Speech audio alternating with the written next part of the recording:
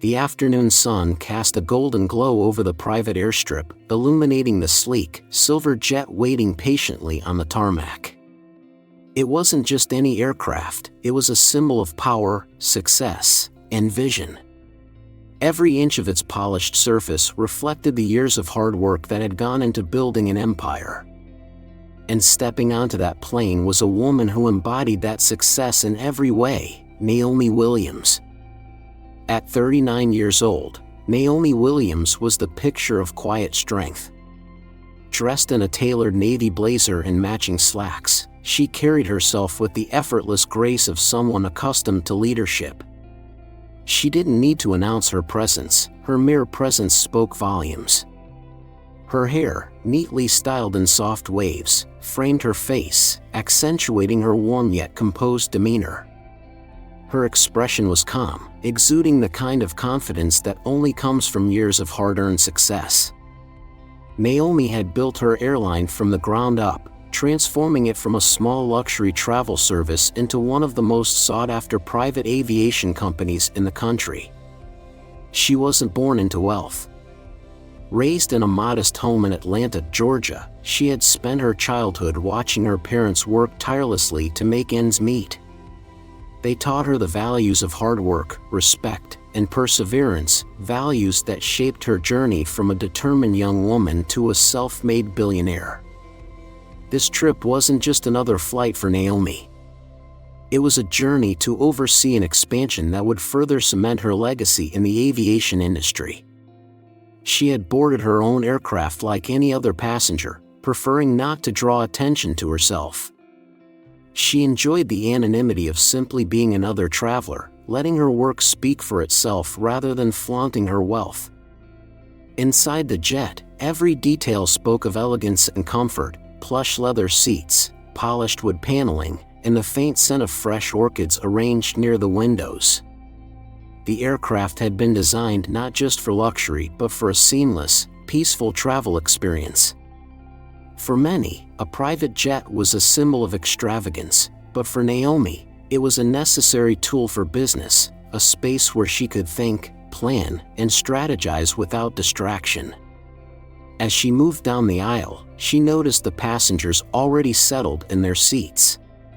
Some were engaged in quiet conversations, while others sipped glasses of chilled champagne.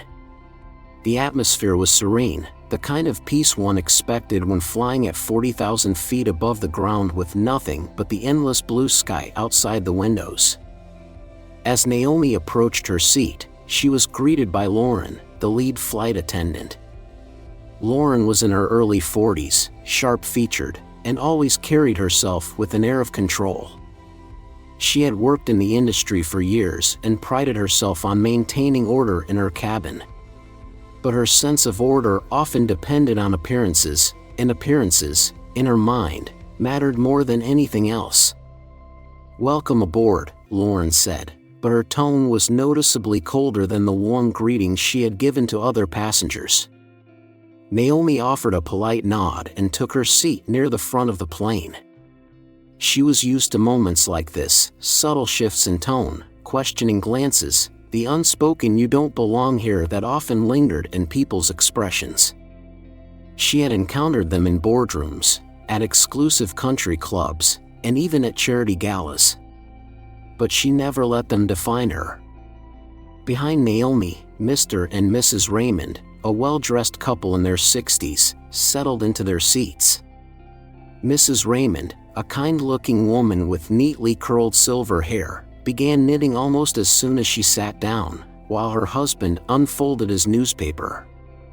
"Lovely to have you with us again, Mr. and Mrs. Raymond," Lauren said, her voice filled with warmth. Naomi didn't miss the difference in tone. She had seen it many times before, a warmth reserved for those deemed acceptable and a cold indifference for those who didn't fit the unspoken mold. She didn't react. Instead, she simply observed. As other passengers settled in, Lauren moved through the cabin, ensuring everyone was comfortable. She refilled drinks, straightened blankets, and offered bright smiles. But when she passed by Naomi, there was no offer of assistance, no courtesy extended. Naomi remained calm. She had long learned that power wasn't in reacting, it was in how one chose to respond. Lauren's eyes flickered toward Naomi's leather handbag, tucked neatly under her seat. Her lips pressed into a thin line as she glanced back up. There was something about Naomi that made her uneasy, not because she was loud or demanding, but because she carried herself with the confidence of someone who belonged. And that unsettled Lauren. She approached Naomi with quick, deliberate steps.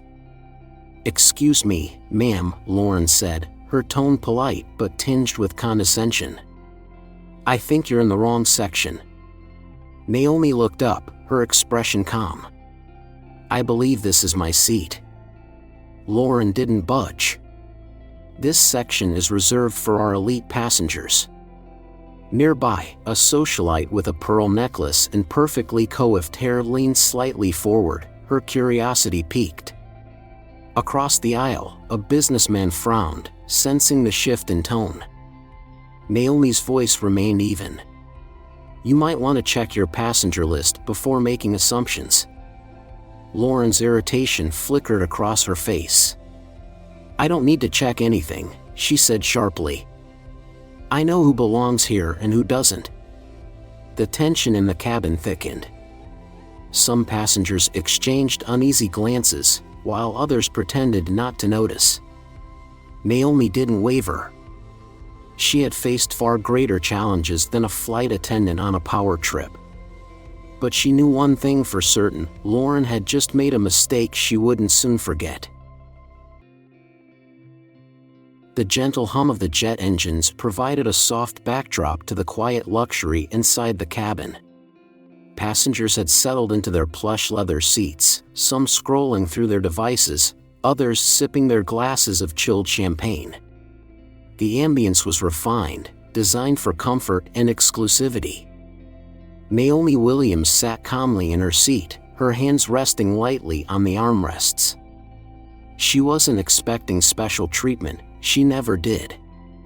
All she required was the same courtesy extended to every other passenger. But as she observed the cabin crew in action, she noticed a familiar pattern. Lauren, the lead flight attendant, moved gracefully down the aisle, stopping at each seat to ensure that the passengers were comfortable. Her professional demeanor, however, was not evenly distributed. When she approached Mr. and Mrs. Raymond, the older couple seated a few rows behind Naomi, her smile widened into genuine warmth. "Is there anything I can get for you before we take off?" she asked sweetly. Mrs. Raymond, a refined woman in her 60s, glanced up from her knitting, shaking her head politely. "Oh, no, dear, I'm just fine." Mr. Raymond, who had been quietly flipping through his newspaper, nodded toward his coffee. "I'm good, thank you." Lauren gave them a courteous nod and moved on, stopping at a young businessman dressed in a tailored charcoal suit. She greeted him with the same warmth, offering him a fresh drink and making small talk about his travels. Then, she reached Naomi's row, and everything changed. Lauren's expression tightened ever so slightly, her professional smile shrinking into something far less welcoming. She barely acknowledged Naomi's presence as she passed by, offering no drink, no polite inquiry, just a cold, dismissive glance. Naomi noticed but remained composed. She had dealt with such subtle slights before. Some were deliberate, others unconscious. But they were always unmistakable. A few minutes later, Lauren returned, but this time, her body language was different, more rigid, more authoritative. She stopped in front of Naomi's seat and folded her arms. "Ma'am," she said, her tone clipped, "I believe you're in the wrong section." A few passengers looked up from their conversations, sensing the shift in atmosphere. Naomi met Lauren's gaze evenly, her expression unreadable. "This is my seat," she replied calmly. Lauren's eyes flicked toward Naomi's leather carry-on tucked neatly under the seat, as if searching for proof that she didn't belong. her lips pressed into a thin line. "This section is reserved for our elite passengers," she said, her voice firm but laced with condescension. "I'm going to have to ask you to move." From across the aisle, the young businessman frowned slightly, sensing something was off. A socialite in a pearl necklace, seated a few rows ahead, leaned slightly toward her companion, whispering behind her perfectly manicured hand. Naomi remained composed. She had learned long ago that power wasn't in reacting, it was in choosing how to respond. "You might want to check your passenger list before making assumptions," Naomi said evenly. Lauren stiffened. She didn't like being challenged, especially not by someone she had already decided was out of place. "I don't need to check anything," she snapped. "I know who belongs here and who doesn't." A hushed tension settled over the cabin, passengers exchanging uneasy glances. Some were too polite to intervene, while others watched with growing discomfort. A voice from the back muttered, "Why doesn't she just move if she's in the wrong seat?" Another passenger shrugged. "Probably trying to sneak in for a free upgrade." Naomi heard the murmurs but didn't react. She had faced far greater obstacles than the whispered judgments of strangers. Lauren's patience had worn thin. Her voice rose just enough for the entire cabin to hear. "If you don't move to the back of the plane, I'll have to call security." The moment the words left her mouth, the tension in the air became suffocating. A young flight attendant, Grace, stood a few feet away, her hands clenched nervously at her sides. She had seen the passenger list. She knew Naomi belonged exactly where she was sitting. But she also knew Lauren. Speaking up would mean risking her job. Still, her conscience nagged at her.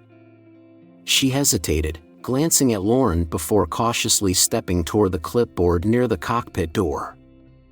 Lauren noticed. "Grace, what are you doing?" she demanded, her tone sharp. Grace flinched but kept her voice steady. I was just checking." "I've got this under control," Lauren interrupted, her authority unyielding. "You don't need to get involved." Naomi exhaled softly, her patience unwavering. "Call whoever you need to," she said calmly. "But I'm not moving." A ripple of murmurs spread through the cabin. The young businessman leaned forward slightly, his brow furrowed. A few rows ahead, Mrs. Raymond glanced over her shoulder, her knitting needles pausing mid-stitch. Lauren's face hardened. She turned to Grace. "Escort her to the back," she ordered. Grace hesitated. Lauren's glare was sharp. "Now." Naomi tilted her head slightly, observing the young woman's dilemma. Then, she spoke again, her voice quiet, but carrying an undeniable weight. "You might want to think carefully about what you're doing," she said. Her words weren't a threat, but a warning. Lauren scoffed. "I know exactly what I'm doing." She took a step closer. And that was when she made her biggest mistake yet. The tension in the cabin had thickened like a storm cloud before a summer downpour. The low hum of the jet engines no longer felt soothing, it was a backdrop to something far more unsettling. Passengers stole sideways glances, pretending to be absorbed in their books or glasses of champagne, but everyone was watching.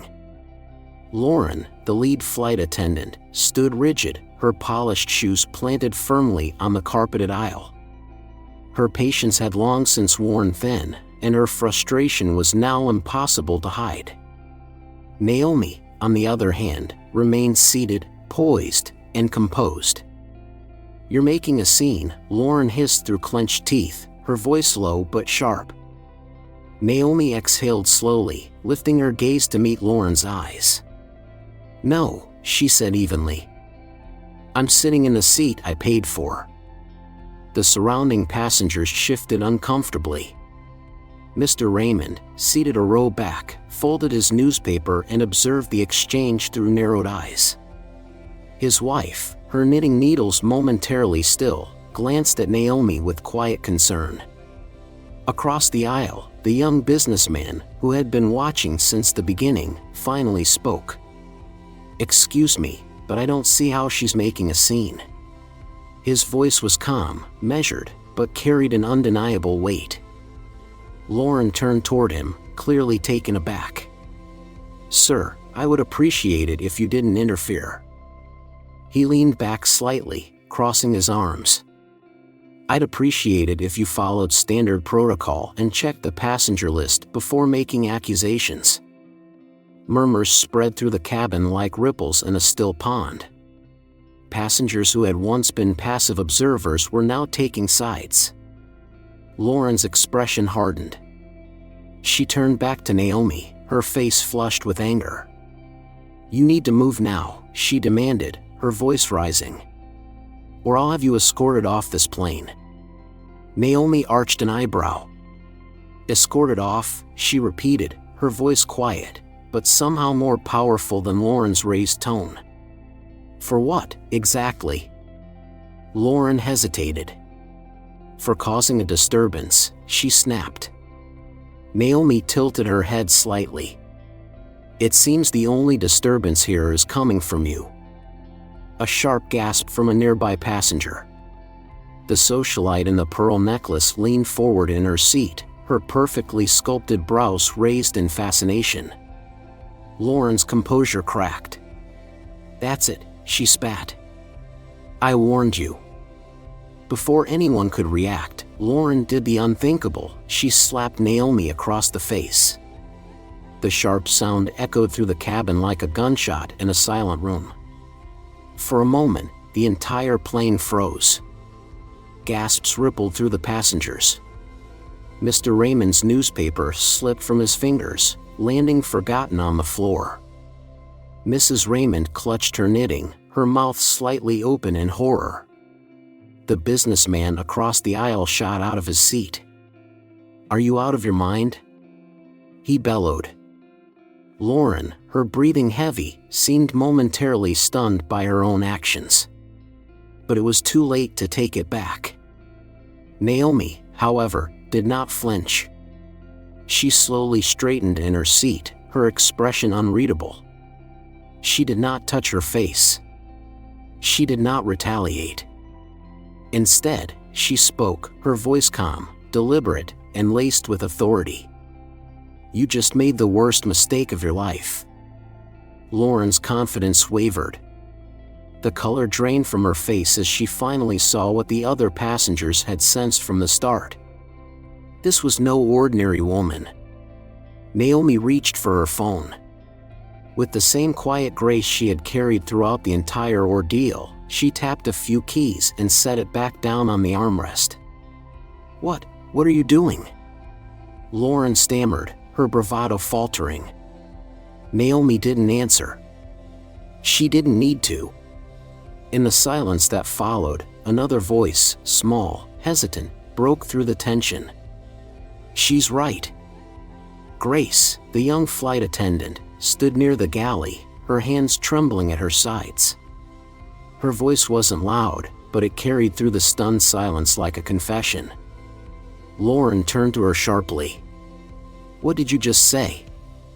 Grace swallowed hard, her eyes flicking between Naomi and Lauren. "She's right," she repeated, stronger this time.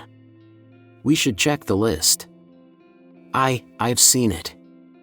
She's not in the wrong seat." A heavy silence followed. The businessman exhaled sharply. "Well, there you have it." The socialite turned to her companion. "I knew something was off about this whole thing," she whispered.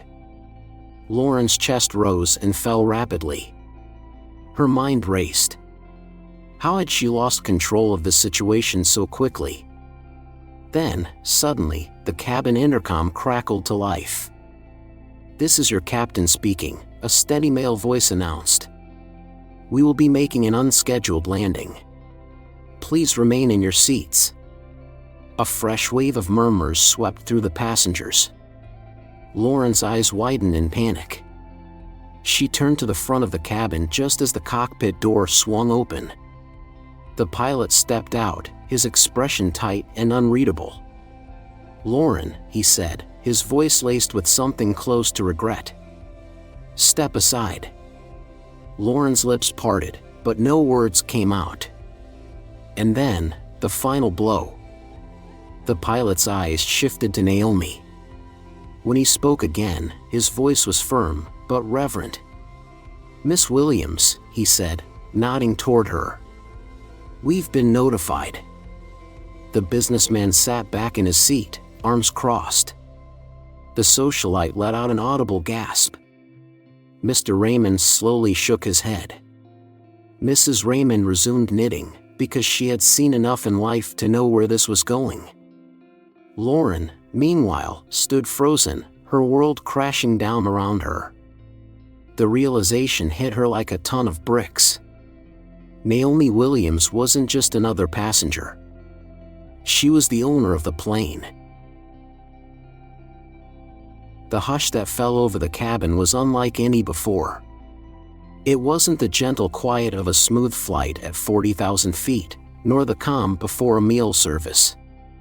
No, this was the silence of realization, the kind that turns stomachs, that makes people wish they could rewind time and undo their mistakes. Lauren, the lead flight attendant, stood frozen, her usually sharp posture now stiff with uncertainty. Her breath came fast, her mind racing to make sense of what she had just heard. Naomi Williams. The owner of the plane. The owner of the airline. It couldn't be true. And yet, the pilot himself had just spoken her name with a respect that Lauren had never shown. Passengers exchanged glances, some wide-eyed with shock, others with knowing smirks, as if they had suspected something like this all along. The businessman across the aisle shook his head with a quiet chuckle. "Well, would you look at that," he muttered under his breath. The socialite in the pearl necklace, who had been whispering judgmental remarks only moments ago, audibly inhaled, gripping her seat's armrest as though it might somehow tether her to reality. Mr. Raymond folded his newspaper and gave a low whistle. Mrs. Raymond, never one to be easily rattled, resumed her knitting, though her lips curved upward in quiet amusement. Naomi, for her part, remained composed. She slowly stood, her movements graceful, deliberate, a woman who knew her power and had never needed to flaunt it. Lauren, on the other hand, seemed to shrink. The haughty confidence she had carried throughout the flight evaporated like mist under the morning sun. I didn't know," she stammered, her voice barely above a whisper. Naomi let the words hang in the air. Then, with a calm that cut deeper than any raised voice ever could, she replied, "That's exactly the problem." Lauren swallowed hard. The weight of her actions was crashing down on her all at once. She had dismissed Naomi, insulted her, put hands on her, all under the assumption that she was someone unworthy of respect. And now, she stood face to face with the very woman who could end her career with a single sentence. The pilot cleared his throat, stepping forward with a deference that only made the contrast more painful for Lauren. "Miss Williams," he said, "we've arranged for your staff to meet you upon landing. Everything is being handled as per your request." Naomi gave a small nod of acknowledgement before turning back to Lauren. The flight attendant's face had gone pale. "Miss Williams, please," she started, her voice unsteady. I didn't mean to." Naomi held up a hand, silencing her effortlessly. "I don't need an apology," she said. "I needed respect. And you chose not to give it." Lauren's eyes darted around the cabin, desperately searching for support, but none came. The businessman had leaned back in his seat, watching the scene unfold like a long-anticipated lesson in poetic justice. The socialite, who had been so quick to judge earlier, now avoided Lauren's gaze entirely. Even Grace, the young flight attendant who had hesitated to speak up, stood firm, her earlier nervousness replaced with quiet resolve. Lauren had no allies left. For years, she had relied on the assumption that people like Naomi didn't belong in places like this. She had wielded her authority over those she deemed less than, believing her word was final. But now, the world had shifted beneath her feet. The pilot spoke again, his tone professional but firm. "Lauren, I'm going to have to ask you to step aside." The finality in his voice left no room for argument. Lauren's throat tightened. Am I being removed?" Naomi tilted her head, regarding her with a measured look. "Actions have consequences," she said simply. Lauren's hands clenched at her sides. She wanted to argue, to beg, to undo everything. But deep down, she knew. She had crossed a line that could not be uncrossed. Just then, the intercom crackled to life once more. "Ladies and gentlemen, we will be making an unscheduled landing. Please remain seated." Outside the window, the ground was approaching.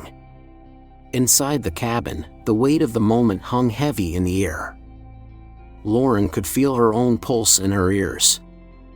This was really happening. And Naomi Williams had made her decision. The private jet touched down smoothly, its wheels kissing the runway with a soft hum. Outside, the sun had dipped lower in the sky, casting long shadows over the tarmac. But inside the cabin, Lauren's world had already darkened completely. She stood near the aisle, her once confident posture now hunched under the weight of what was about to happen.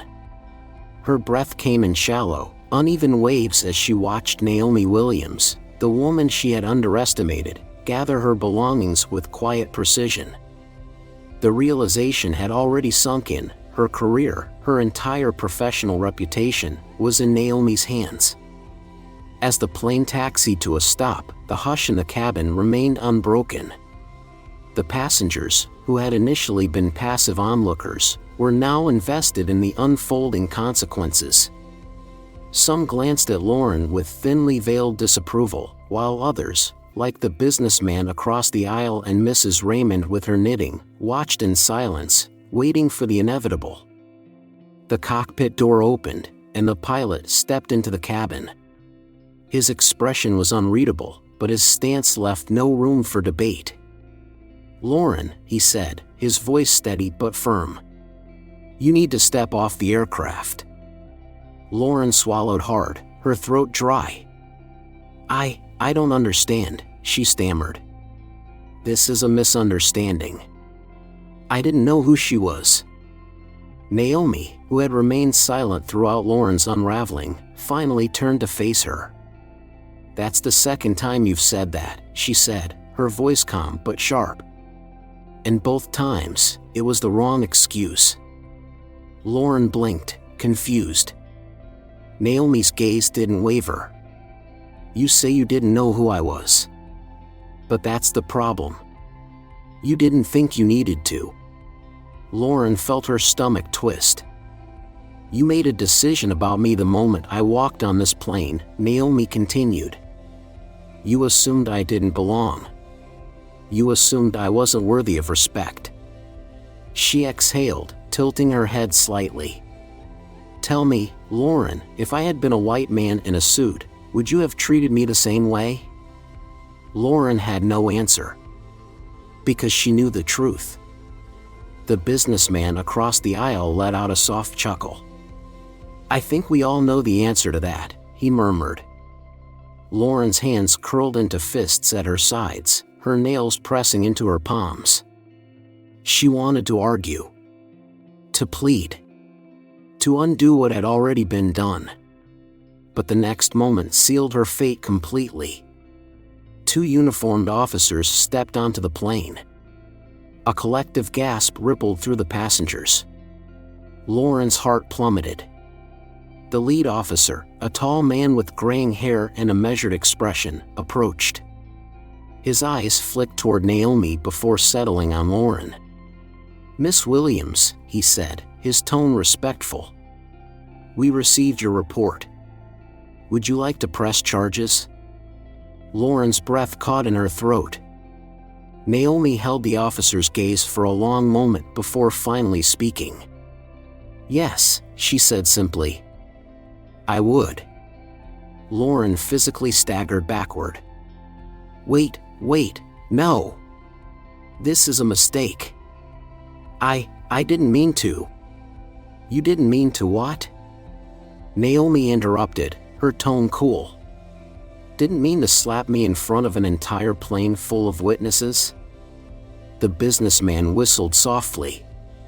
Mrs. Raymond resumed her knitting with an air of quiet satisfaction. One of the officers pulled a pair of handcuffs from his belt. "Ma'am, you are under arrest for assault." Lauren's entire body went rigid. The socialite in the pearl necklace audibly gasped. A few passengers raised their phones, capturing the moment. "No, please, Miss Williams," Lauren pleaded, her voice cracking. I lost my temper. I made a mistake. Please, I'll do anything. Just don't do this." Naomi studied her for a long moment, then sighed. "You know what's interesting, Lauren," she mused.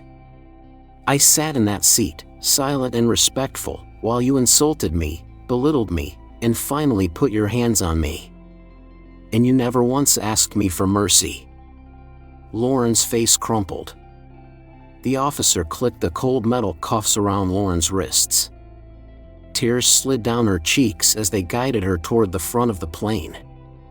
The last words Naomi spoke before Lauren was escorted out lingered in the air like a final verdict. "Actions have consequences." The passengers remained silent, watching as Lauren disappeared down the jet bridge, her former authority stripped away entirely. And just like that, she was gone. Naomi exhaled, letting the tension finally dissipate. She adjusted the sleeve of her blazer and turned toward the remaining flight crew. Grace, the young flight attendant who had tried to intervene earlier, stood near the galley, her eyes wide with uncertainty. Naomi's gaze softened. "Grace," she said, addressing her directly. The young woman straightened, clearly expecting reprimand. But instead, Naomi smiled. "You showed integrity today," she said.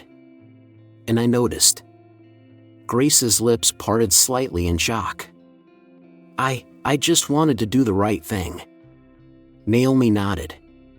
"That's exactly why you'll be hearing from my office. We need more people like you in leadership." Grace's eyes widened, her hands trembling. Thank you, Miss Williams." A round of applause erupted from the passengers. Naomi turned to them, offering a gracious nod. "I apologize for what you had to witness today. This is not the standard of service I expect on my planes." The businessman chuckled. "Well, I think you just set a new standard." Mrs. Raymond smiled knowingly, her knitting needles moving again. "I do believe she has." As Naomi stepped off the plane, her assistants were already waiting at the base of the stairs. A sleek black SUV idled nearby, its engine humming. She took one last look at the jet, at the passengers who had watched justice unfold, and then turned toward the vehicle. A new journey awaited. And this time, the lesson would travel far beyond this single flight. The events of the flight had come to an end, but the impact was only just beginning. As Naomi Williams stepped off the jet, greeted by her team, she knew this was more than just a personal victory. This wasn't just about one flight attendant's poor judgment or one woman's stand against mistreatment. It was about something much larger, a moment that would ripple far beyond the polished floors of a private jet. And sure enough, it did. Within hours, the story had spread. Passengers who had witnessed the moment of reckoning shared their accounts. Some simply told family and friends. Others, like the businessman across the aisle, penned detailed reflections online. Social media took hold of the story, and soon, news outlets were calling Naomi's office, eager for a statement. Sitting in her office a few days later, Naomi reflected on everything that had transpired. The incident had been unsettling, but it had also been a necessary moment of truth, for Lauren, for the passengers who had watched, and for the countless people who would hear about it. When Naomi finally addressed the public, she spoke with the same calm authority that had silenced an entire plane. Respect is a right, not a privilege. Her voice was measured, deliberate, leaving no room for misunderstanding. In my years of business, I've learned that true success isn't about wealth or power. It's about how you treat people. It's about dignity, not just for those who look like you, who fit your expectations, but for everyone. Across the country, people listened.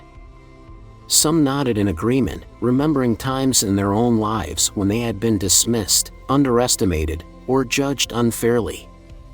Others, like business leaders and travel industry executives, took a closer look at their own policies, questioning whether their staff upheld the values they claimed to stand for.